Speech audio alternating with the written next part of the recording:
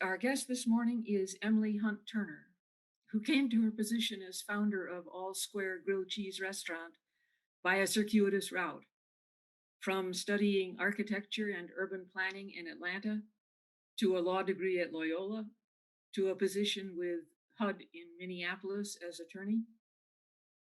And here she found that those with a criminal record were being excluded from access to both public and private housing.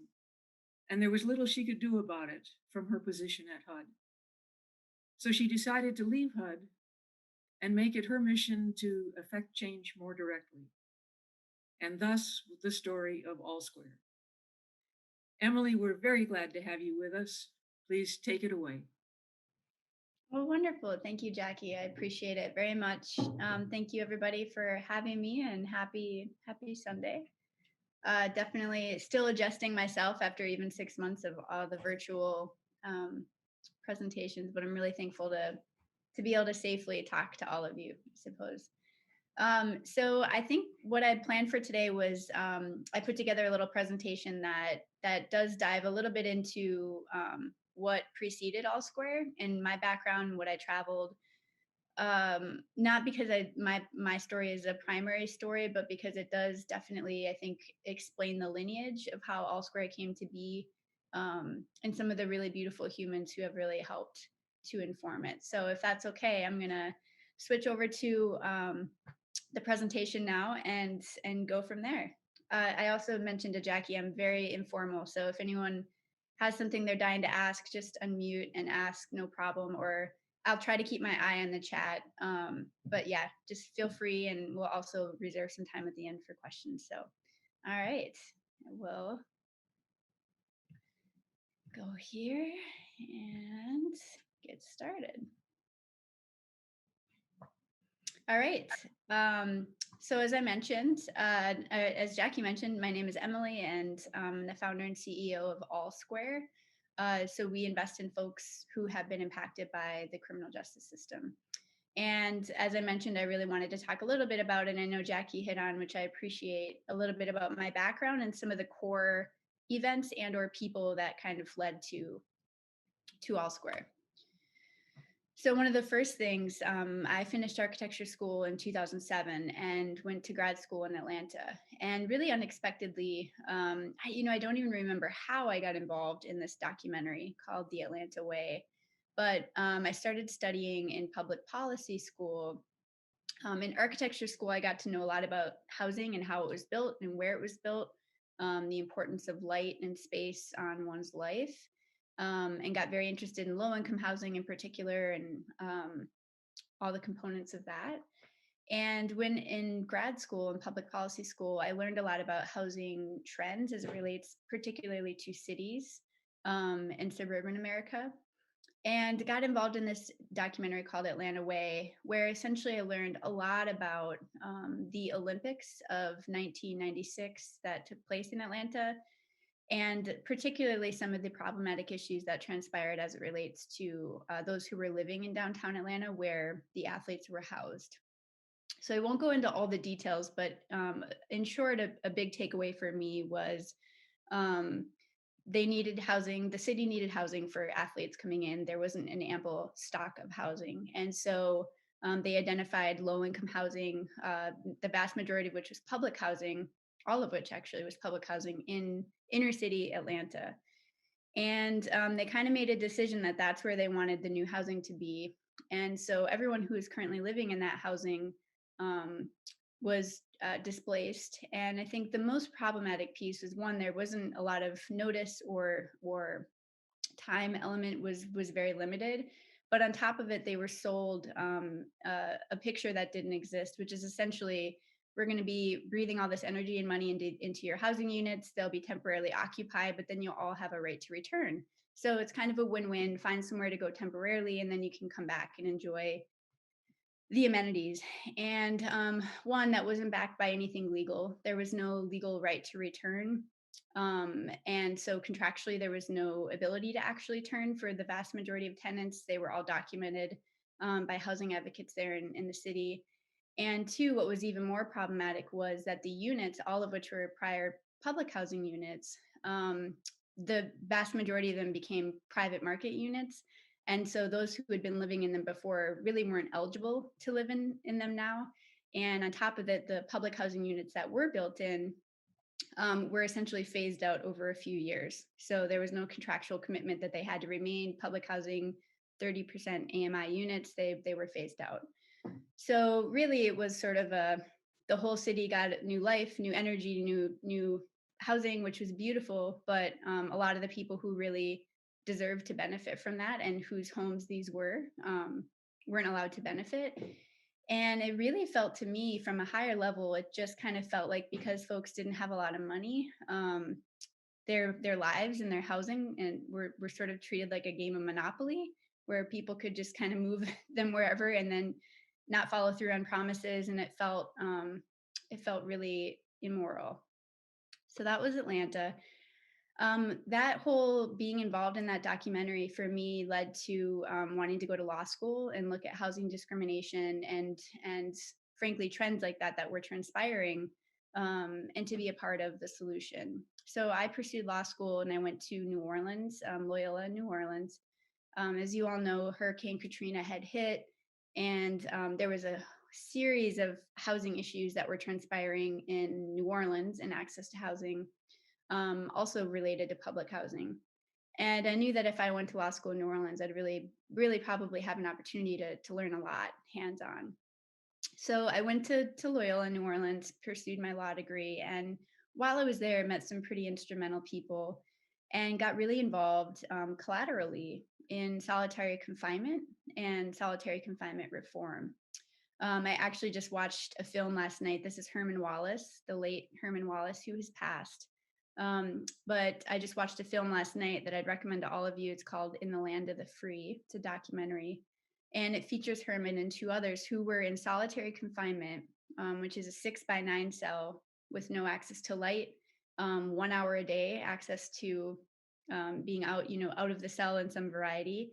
But they were in solitary confinement for over 40 years straight, which I would argue under the Constitution is torture and cruel and unusual punishment. But I didn't even know that solitary confinement existed in the United States, let alone that one of the most egregious cases of it was existing in Louisiana. And that was shocking to me. It's solitary confinement is not something that most countries across the world employ, um, and it was stunning to me that this existed. Beyond learning about solitary confinement just as a measure, I learned a lot about race and as it relates to mass incarceration and what was transpiring in that space. And so, just as you can see from the graph, I started doing a lot of research and learning from a lot of the brilliant scholars in the world who are working on this issue, including Michelle Alexander, who wrote a book called The New Jim Crow. I am, as you can tell, a white woman who's never been incarcerated. I grew up in rural North Dakota. To me, racism had been eliminated many years ago during the civil rights movement. I couldn't understand how it was possibly still existing in the United States. But this is my window into some of the ways that it is still very alive and present. And so, looking at this graph and looking at the prison population, and looking sort of at how it existed, I think something I want to stress here, because I do think that this is an issue whether, regardless of your politics, it's something that there's been bipartisan sort of agreement that what transpired was absolutely unacceptable. And essentially, as the civil rights movement sort of transpired and all the legal protections stem from that, the simplest way to put it is prison became a new way to segregate and to essentially put people of color behind bars. And that seemed like a pretty absurd notion to me when I first heard it. But researching it and understanding it and looking at the different administrations, again, some Republican, some Democratic, they were all involved in it. In a big way that was used to get people behind bars was by criminalizing drugs and drug offenses, which prior to the late 1970s, early 1980s had never been criminalized in the way that it was. So this was a pretty shocking thing for me. And again, looking at who, when you look at these numbers and it's clearly exploded, who's actually being put behind bars. And as you can see, the disparities skewed towards people of color are pretty wild. Then I was looking and learning a lot about some of the Louisiana. Let me be clear, is the incarcerator of the world. Still to this day, it has some of the most egregious practices in the world, not just the country. And there was so many things that were problematic to me beyond solitary confinement. The notion that private prisons existed and that there were wardens who actually bought into private prisons and who were getting kickbacks for putting people in prison because they got per capita dollars to keep their prisons full. Um, that's a profit driven model that has nothing to do with rehabilitation and sort of consequences, but more um, basically human capital. Was really disturbing to me. And a big one was also the sentencing regimes down in Louisiana, which we've seen all over the country. Just wild sort of sentencing regimes, including, for instance, 3 drug convictions in Louisiana can get you automatic life in prison without parole. 3 nonviolent crimes in the course of 12 years can get you life without parole. And again, I think we're talking life, no opportunity to get out, right? And I think for me at the same time as learning and absorbing all this, I was thinking a lot about, just to be open and honest with all of you, some of the things that I've done in my life that could have gotten me a criminal conviction, things that I'm not particularly proud of, driving under the influence, having possession of things that I shouldn't have possession of, things that I was allowed to, especially in my 20s, kind of explore and navigate and at times get frankly busted for. But I was allowed to either walk away or work my way out of it, or I wasn't caught at all. And to see that, in some circumstances, people were going to life without the possibility of parole, it was pretty wild. So when I graduated law school and was still sort of concurrently working on a lot of these issues with solitary confinement, getting to know Herman Wallace, Albert Woodfox, people who really changed my life. Um, I became a federal attorney with the Department of Housing, and I started my stint in New Orleans, and I spent a few years in and out of DC, and also, as Jackie mentioned, eventually in Minnesota, where I ended up moving. And working for the federal government as an attorney gave me a real window into, frankly, the government and contributions to some of the segregation that we're seeing, particularly as it relates to housing. And I would argue the government's contributions to recidivism and people returning to prison. Because we're finding that once you have a criminal record, you're not allowed to live in public housing either, not just private. But this map in particular gives you a purview into a whole other realm of disparities that I learned a lot about. And this is a map out of Texas. This was a big Supreme Court case that went up, and it essentially is looking at the disparities in housing and how segregated Dallas is. But what I can tell you is if you pull up a map of Minneapolis, of Seattle, of um, Philly, I mean, this is how cities in America look today. We're more segregated now, some would argue, than we were in the 60s. And there's a lot of confusion as that maybe this is an option or this is a choice, or maybe this is forces that are taking place that are sort of creating this. And what I found, this is an example of this was low income housing tax credit specific, but essentially something that came to light for me while I was working for the government was that cities all across the country, including Minneapolis, St. Paul, municipalities, receive millions of dollars every year from the federal government from HUD. And one of the requirements that they have when taking this money is they have to affirmatively further fair housing, which means they have to proactively shut down any form of housing segregation or discrimination that's happening, or they could lose their federal funding as a result of, it's one of those sort of, if you use private money, you have a lot more latitude, but if you're using federal money, there's civil rights attachments and requirements that come with that. Well, that all seemed great. So I was like, well, then why, like, how is this happening? Like, if cities are this segregated, surely there's some sort of imbalance. Well, I learned that the last HUD secretary that actually enforced those rules and actually took money from municipalities who were failing to meet their civil rights obligations was George Romney, so a Republican under the Nixon administration. And by virtue of the Nixon administration, you can imagine it wasn't recent. He was actually the last person to enforce this rule and to say municipalities XYZ, you're not affirmatively furthering fair housing, you're not adhering to your civil rights requirements. We're gonna take this money back. He was also let go a few months after that decision, and it's never been really enforced since. That was incredibly disappointing to me because that was one of the only protections to ensure that those municipalities and or developers taking public dollars are held accountable for something that's really important.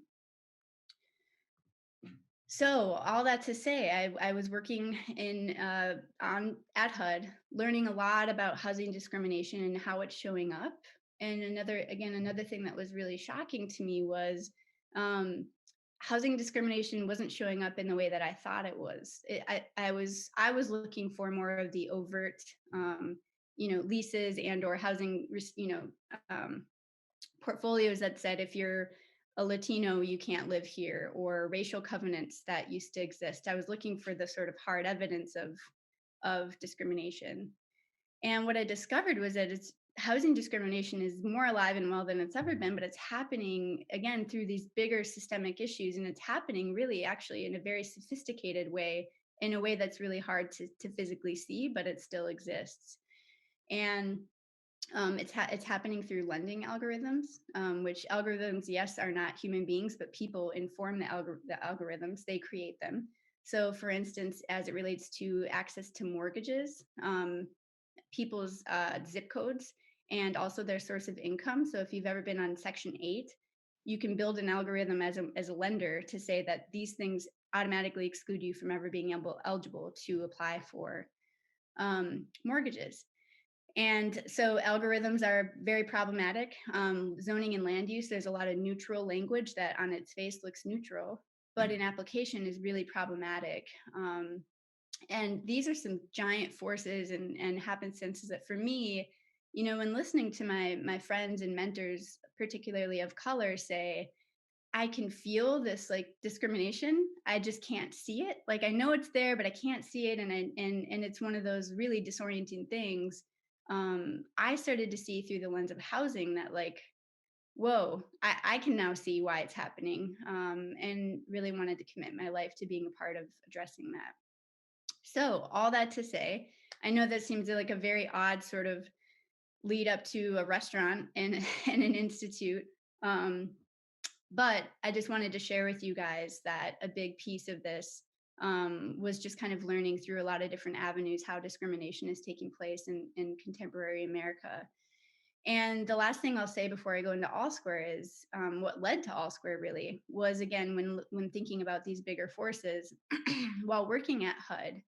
I was able to work on prisoner reentry and essentially the intersection of having a criminal record and trying to find housing in DC. And that's where I found out, as I mentioned a little bit earlier, that wow, once you have a criminal record, you specifically as it relates to housing, good luck. Whether it's public housing, there's folks who basically, I've talked to families who had to make a decision between welcoming home a family member from prison or losing their public subsidy because you can't have anyone on your lease who has a criminal record. And most of these are blanket bans, right? That are just a criminal record of any variety. Some of them are more thoughtful. But again, I would argue that what I've learned in this space is everyone's record has a story behind it, and making any sort of blanket decisions based on having that record can be really damaging and often very misleading and not a good barometer. So this was a huge issue for me, and where I'll say it culminated was in Minneapolis, St. Paul. I was working at HUD, and I worked on a housing complaint that was filed with the department. And it was a couple in their 60s. They were a Black couple in Minneapolis, St. Paul, and they had been living in housing in Minneapolis, St. Paul under a private developer whose name I won't mention. And they had been there about 5 years, and it was in a majority minority part of town. So I should say metro.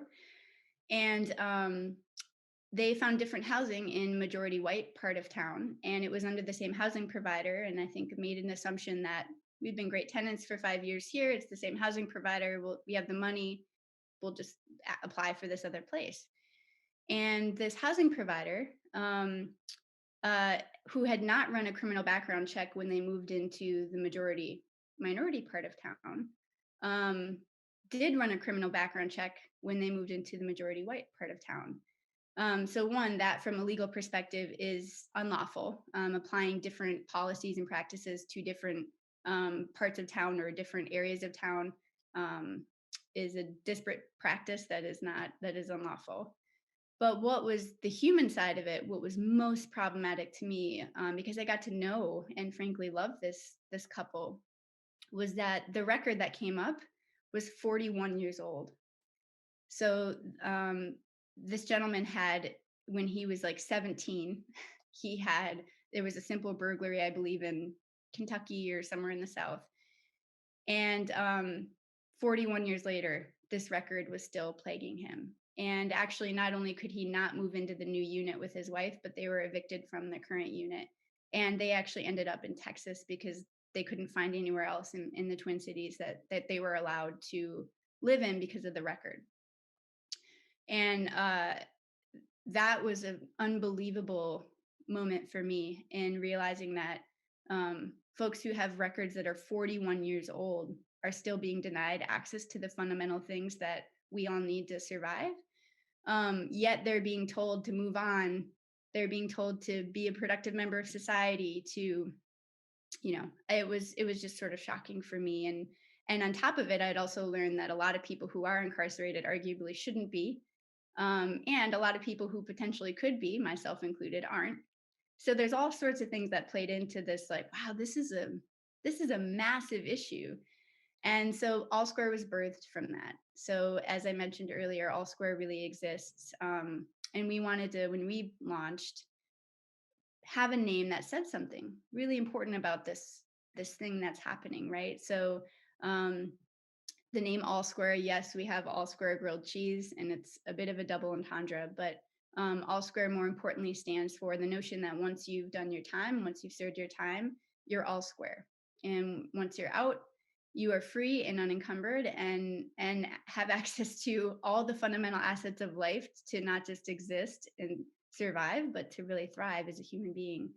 And so that is a little bit of a background into All Square and what led to it. And if it's okay, I'll tell you guys a little bit now about what we do. So this is our current team, our current cohort of fellows and some of our leadership team. And as I mentioned here, we exist to directly invest in those who have been impacted by mass incarceration and the criminal justice system. So we do that in a variety of ways. And I know Jackie had mentioned the restaurant, and the restaurant is definitely the most outward facing part of what we do. So one of the ways that we invest in folks is through our restaurant and our institute, which we've now sort of for 2021, we're reframing just as the fellowship. So it's essentially every year we have a 12-month fellowship where 14 justice impacted individuals, people who have records that are preventing forward momentum, are welcome on to this fellowship. And it's a big piece of what we do. And it's our way of being able to directly invest in what we see to be some of our city's future leaders. Another way that we've gotten really, so right, when I say criminal justice reform, there's so many ways and so many ways for people to be involved in justice reform. And there's so many incredible people doing this work. We've gotten really clear about what does All Square do? What is our avenues? How are we approaching criminal justice reform? So as I mentioned, the reentry side, meaning like post-incarceration, once you get out, that's where the fellowship comes in, the restaurant and the institute, which I'll talk about. Then there's sort of the hearts and minds piece, which we call it, which is essentially, right, as I mentioned, this brand that says something about social sustainability, and all of us adhering to this promise that we make to people that if there's a wrongdoing, and if they pay their time and sort of pay their debts to society, they can move on and live the rest of their life. And then the third thing that I'll mention here, let me close this out. This is forthcoming, and I'll talk a little bit about it at the end. but we're also now in 2021 going to be approaching criminal justice reform from the jurisprudence lens. So as I mentioned, I'm an attorney, and one of the things that I've been really excited about is for us to get more involved in the legal space. So we'll be eventually opening a small plaintiffs, essentially civil rights law firm, in a companion pipeline, which I'll mention later. So just to give you guys kind of the broad picture, this is the way that All Square is tackling criminal justice reform and some of the avenues that we deploy. That's weird. Oh, not able to. Oh, there it is. All right, so here's the restaurant, and unfortunately, actually, this isn't even public yet, but I'll let you guys know.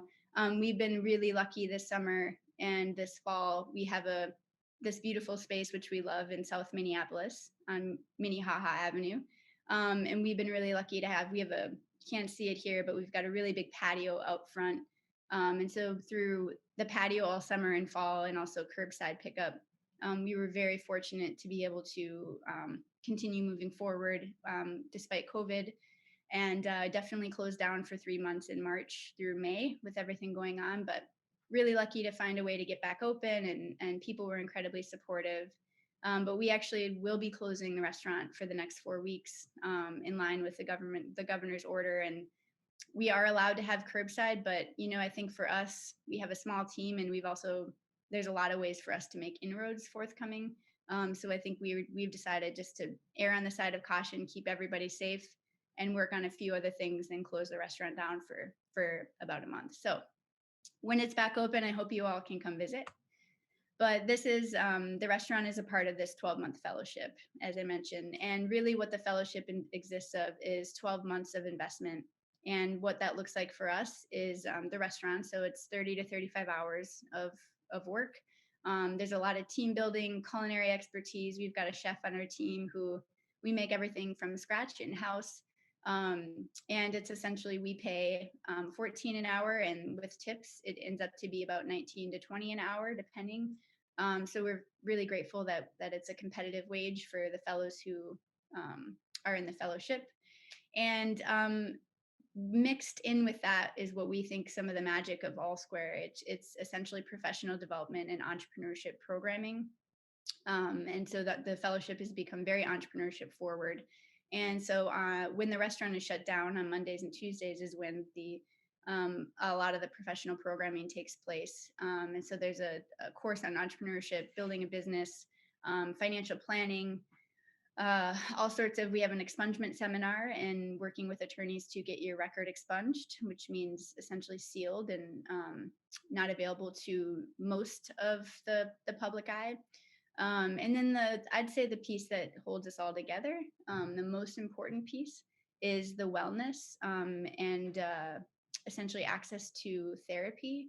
So there's a lot of trauma that I know that I have from life in general, but also that we all, I think, share. And I think especially those who have navigated prison and being behind bars and mass incarceration. And some of our fellows have some really, really hard stories and things that they've lived through. So we don't demand, of course, but we do offer.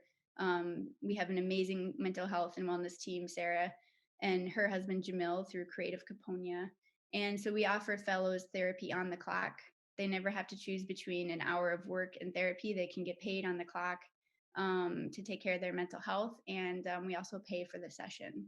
So there's no, we've thought about billing insurance and how to fold that in, but the problem often is that when some of the fellows have needed to or wanted to bill insurance, it's required a sort of diagnosis and/or it essentially has required our team to have to put another label on folks. And again, not to say that it's bad, there's a lot of reasons for that. But what we decided was that we wanted to pay for it in-house so that people were able to receive therapy regardless of the cost and/or insurance requirements. And that's been, I think, probably the glue, in my opinion, that holds this whole thing together is building that critically in. And I really want to mention too, something I haven't mentioned at all, is that I have formerly incarcerated mentors who really helped When I first came to them with like, hey, I'm thinking about leaving my job at HUD, not sure what this looks like, um, excited, scared, like what can we do? Like what can we build to respond to what's going on? What's going on is crazy. Like if you have a criminal record, your life is just over. I mean, it feels like we're punishing people forever, and we got to do something. And so a lot of this wellness piece came from their consultations, and they're essentially saying, we're in this thing, we want to build it with you, but no matter what we build and how great it is, if we don't include trauma informed practices, and we don't meaningfully include mental health, um, any gains we make will be short term, and they won't be life lasting, because it's just so important. So I'm incredibly grateful to them for demanding that that gets built in a real way, because it has been the glue that's held this whole thing together for the last 4 years. So, uh, Emily, we have a question about sure. how the fellows are selected. Um, Yeah, can you address that? yeah, it's difficult. It's incredibly difficult. So, one, as far as where fellows sort of hear about All Square, or how we, how it's sort of like the application process. One, we're really fortunate that word of mouth in the Twin Cities has been incredibly strong for us. And I think we're just really grateful. One, we've been really lucky to have a lot of press, and a lot of the press that has existed has actually been disseminated in the prisons across Minnesota as well, which has been really wonderful for us. The name and the fellowship is kind of out there in community. But another strong way that we've gotten a lot of our fellows is through relationships with probation and parole officers. We don't have a formal partnership. I think for us, there's a lot of trust that we really wanted to make sure that we could build within this model that is frankly free from the Department of Corrections and totally separate from. But that doesn't mean that we couldn't build in really healthy and solid relationships, especially with those who were really committed to being part of the solution. And so we've gotten a lot of our fellows from probation and parole officers who have recommended our program to folks that they're working with. So that's a big piece of the recruitment part. As far as how we select people, it's really difficult, because but we're committed to the way that we do it for a variety of reasons. So one, we don't have exclusions on our application, meaning we don't have any boxes that say, if you have this record or if you were convicted of this crime, you can apply. And although that's hard, because it makes the sort of, frankly, it makes it harder on our end to really delve into each individual and their application and who they are. It's why we exist. We exist to act as the sort of antithesis to the sort of falling into a box and being excluded forevermore, right? And we do have a board member who, just by way of example, and I have permission to share this. We met in law school. He's now a Tulane educated lawyer, but he was incarcerated for 13 years in Rhode Island for murder. And I would never be one to celebrate the loss of life. I would never be one to celebrate or endorse the taking of one's life. It's against my sort of spiritual grain in every sense of the word. But what I can tell you is that I got to know him in law school, and he challenged every misconception that I had, and he also has a whole story that went into that incident. And I guess it suffice it to say, it really challenged a lot of my beliefs as to some of the circumstances that can surround events like that. And I've watched him through the course of the last 10 years. He's a brother to me. He's a father, and he's one of the most talented people I know, who made a really dire mistake 21 years ago. Um, but there's a story behind that. And it's not that he just went off and was out to hurt someone. It's a painful story that's real and hard and raw. But so for that reason, we don't have exclusions. That's not to say that we aren't really thoughtful about who comes into the fellowship, but essentially the requirement is, if you have a criminal record, even an arrest that never resulted in a conviction, and it's preventing forward momentum, and you can talk about that and write about that, that's enough to be eligible for the fellowship. Because we've seen particularly fellows of color who have an arrest that never resulted in a conviction, but it's that arrest record alone that has prevented them from getting jobs. Employers pull up their name, they see any sort of engagement with the justice system whatsoever, and it's an automatic no. And so that's enough for us. And so we had 300 inquiries in our last fellowship. I think we ended up doing 60 to 70 interviews. It's a multi-phase process. And ultimately, what we look for is a real hunger and motivation to invest in oneself. And we do a lot of talking about, like, what do you want if you had a year of investment and you got to sort of self tailor your experience and add tools to your toolkit and leverage whatever you could with All Square and the social capital we have. Why do you want to be a leader, essentially? So it's hard. It's a really hard process that we go through once a year. And next year, it'll be twice a year because we raised money for a food truck.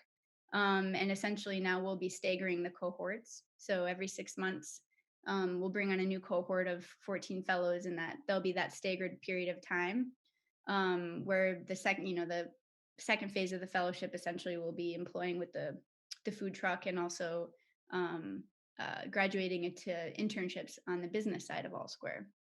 So, it's hard. It's never probably going to get easier, but the way that we do it, I think, has established, one, we have an insane variety of human beings in the fellowship, which I think has been such an asset. We have veterans, we have LGBTQ plus fellows, we have fellows who are 19, we have fellows who are 56.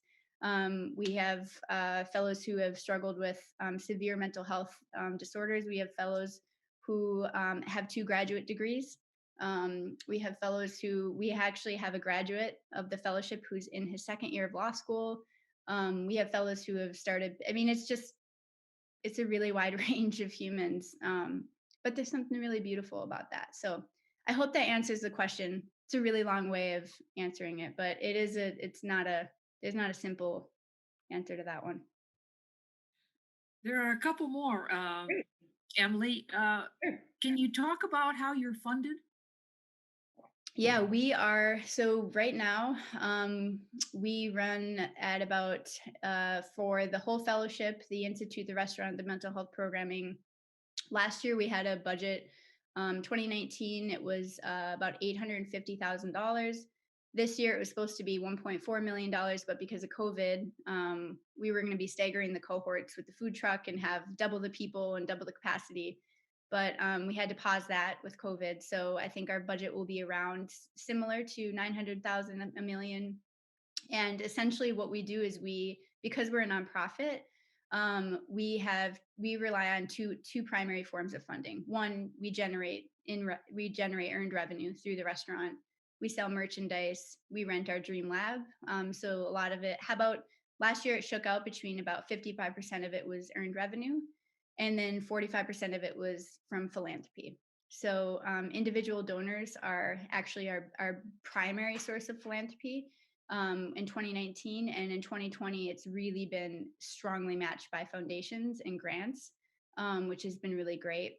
So that's how we're funded, is through philanthropy with private donors, donor advised fund holders, people that give $25 all the way up to $40,000, and also through earned revenue. And one thing I wanted to stress about funding, and this has been really hard, but I think it's also been part of maybe not part of our success, but I think so. We don't have any state or government funding in our model. And, that's one of those things where we're open to exploring it in the future, but um, only if, one, there's not extremely laborious documentation and paperwork required. We have found that sometimes just the documentation to take federal or state dollars would require us to bring on a whole staff member. We have a small leadership team of 5 people, and middle management 2 people, and then we have a class of 14. So we don't have a lot of that. But I think more importantly, there has been funding that comes with a lot of red tape. I know from being a federal attorney that understandably, when you take public dollars, there's a lot of red tape that comes with that. And it for example, some of the funding limits us to only invest in folks who have nonviolent histories, or folks who've been out 3 years and not 2, or folks who've been out for 1 year and not 10, or it just puts a whole lot of conditions on how we do the work. And we're committed to doing this work in the way that the experts on our team and the including people who've been impacted and have direct experience with this are telling us it needs to be done. So that's the funding piece. Emily, the questions are coming in, but I'm wondering if you want to, I don't want to take away from your presentation. So, Well, how about this? I'll finish up. Here's a shot of the restaurant when COVID didn't exist. And I'll just talk a little bit about what we're doing with the law firm and the pipeline, and then I'll be open to questions however long we have. So the last thing I'll say is that we're really excited about this, you guys. So after the murder of George Floyd and a lot of things that transpired from that, well, two things happened. One of our fellows came up with an idea of a fellow fund that is exclusively for fellows who graduate from the fellowship to apply for, especially since a lot of the fellows are entrepreneurs and need seed capital. And the Vikings, especially through Eric Kendricks, who's been a huge supporter, put $250,000 into that fellow fund this fall. And so that was a big thing that came after George Floyd. One of our fellows wanted this fund to exist in memory of George Floyd. And I think it's an incredibly powerful thing that the org can't touch. It's purely for graduates to apply for. Debt alleviation, going back to school, starting a business, which has been really beautiful. The other thing that really came out of that was we as a team and as a board and as an organization we really thought a lot about how All Square grows over time. We are a nonprofit social enterprise, meaning we really do want this thing to grow. Not overnight. We don't want to scale it and have it become something that's unmanageable, but we do, the need is so huge and we do want to scale responsibly.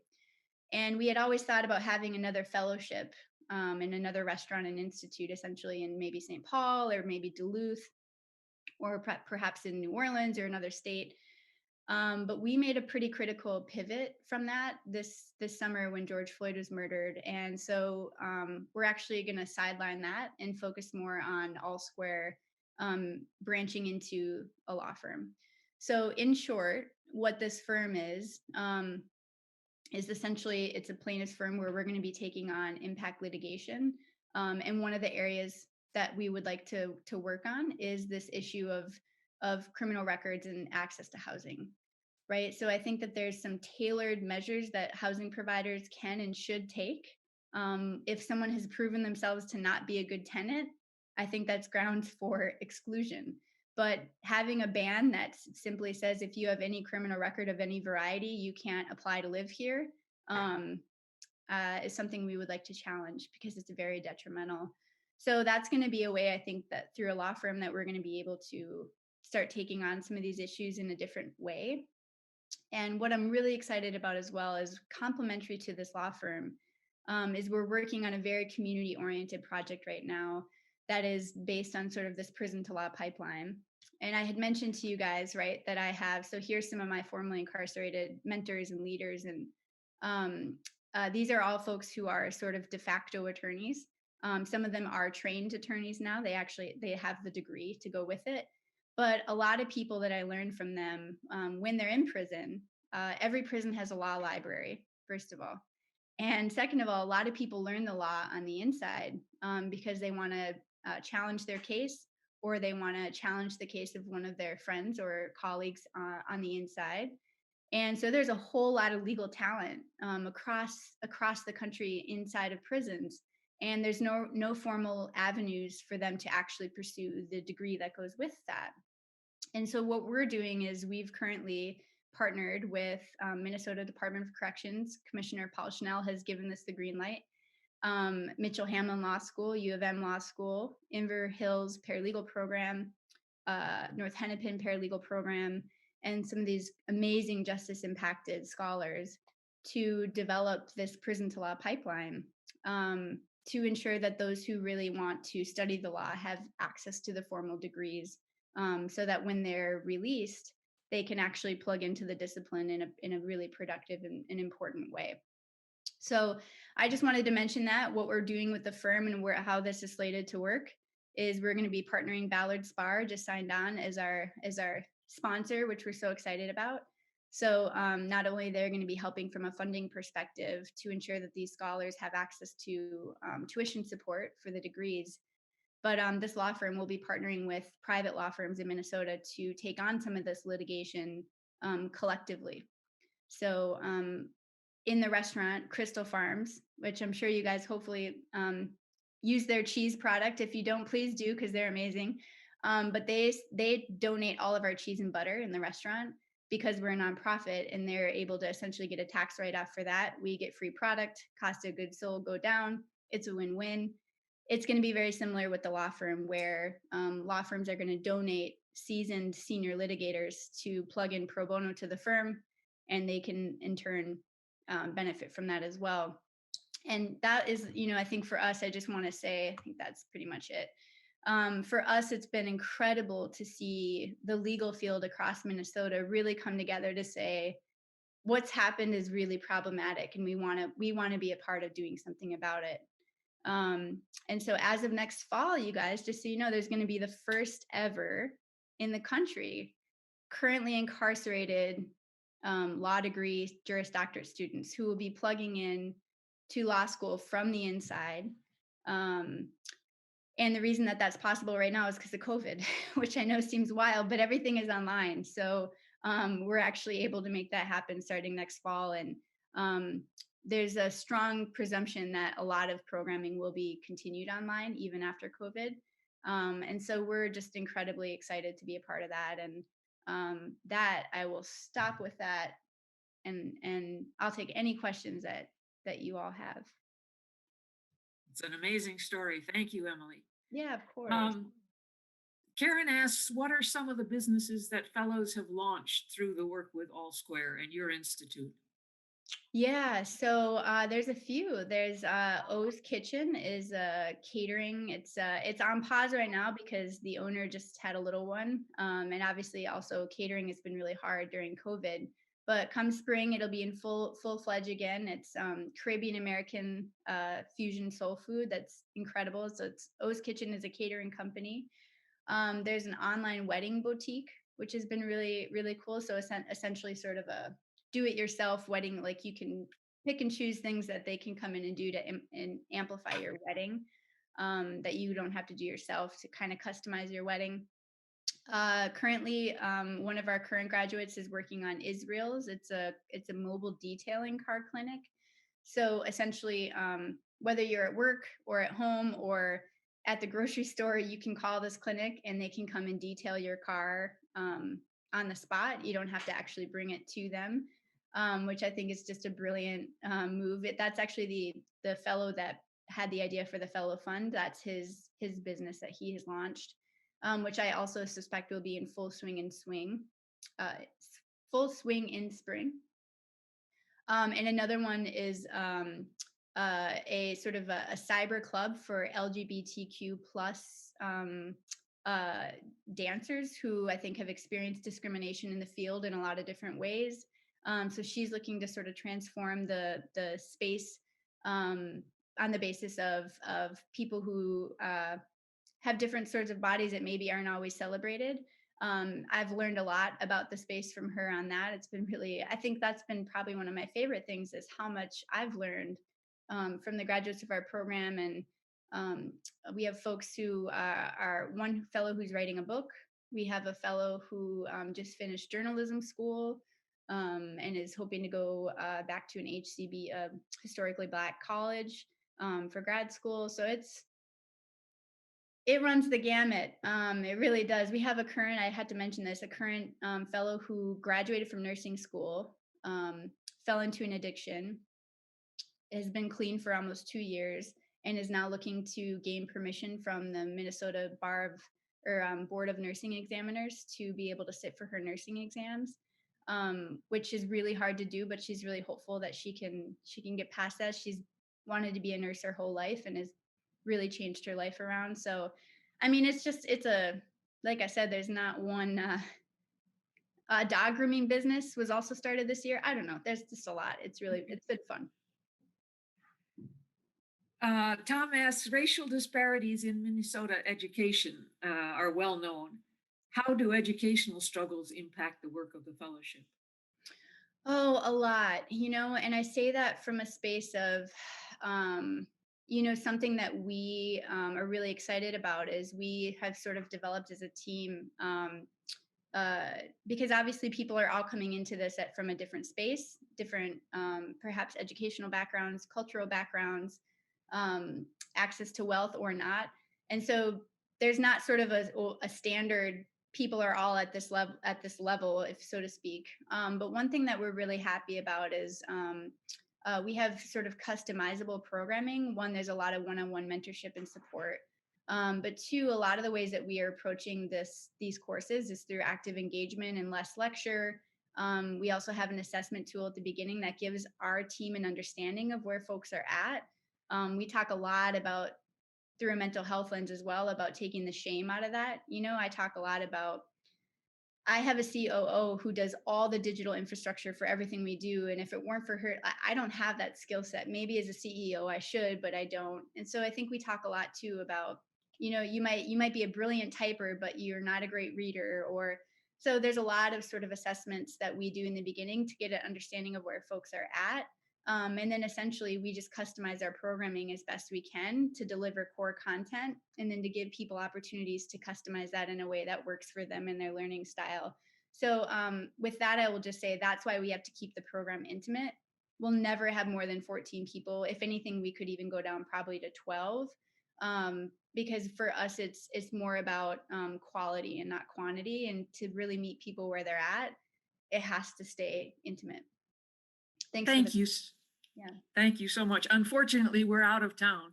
I'll uh, I'll end with just one comment from Karen. I've been to your restaurant and the food is great. The Wonderful. place is lovely as well, 5 stars. Thank And you I'll so second much. that. I've been there too. It's wonderful. Thank Appreciate you so much, Emily. Thank you guys. I really appreciate it. Thanks for having me. And Jackie, you have my email. So if anyone has any questions or, wants to get involved, wants to support, just let me know. But beyond that, I hope you guys have a wonderful Sunday and go Vikes. Thank you very much. Take care. Um, and there will be no Sunday forum next week, but on December 6th, I hope you'll come back and join us uh, for the program, What Muslim Americans Would Like Us to Know About Islam. And Ali Osman and Imam Dr. Abdul Maugad Darder from Brooklyn Park Islamist Center will present the program. Thank you again. Have a nice Sunday.